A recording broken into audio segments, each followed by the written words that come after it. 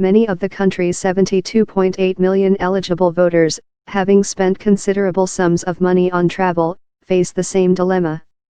The delay to the election, now scheduled for Saturday, could depress turnout, according to politicians and civil society groups.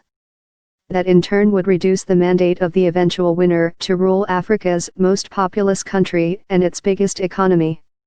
The two main candidates, President Muhammadu Buhari and former Vice President Atiku Abubakar, are also both over 70 years old and have failed to generate significant excitement from a relatively youthful population. The momentum was on our side, he said. Idea Hassan, director of the Abuja-based think tank Center for Democracy and Development, also said the delay would likely benefit Buhari. His supporters had been galvanized in the last two elections with a high turnout in his core base in the northwest, she said, the region with the highest number of registered voters. The main opposition People's Democratic Party, PDP, typically attracts more support in the southeast, a region where turnout has historically been low, she said. Yusuf Tuggar, a campaign team member of the ruling All Progressives Congress, said his party would be hit harder because many of its northern supporters live in the south and could not afford to travel home. It hurts us more because we have more supporters, he said.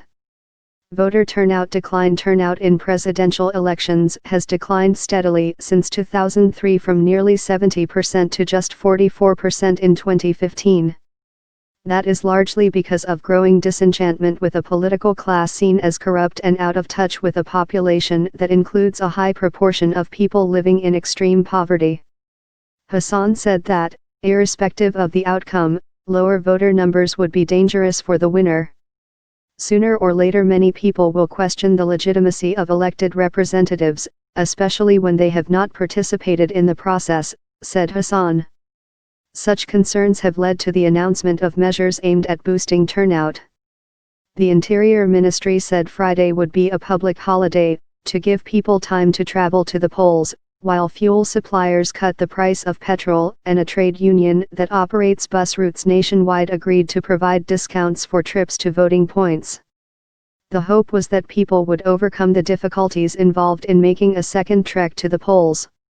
I need to travel to perform my citizenship of Nigeria, said student Francisca E. Sidawai as she boarded a bus in the northern city of Kano, where she lives, to make the 970-kilometer, 600 miles, journey to her southeastern home state of Abia. But others could not be enticed. Brana Afremu, 41, a civil servant based in Yola, said he was too disillusioned to make the 440-kilometer journey to nearby Bauchi state. All these things will not motivate me to go and vote. I've already spent a lot of my resources and time last week, he said.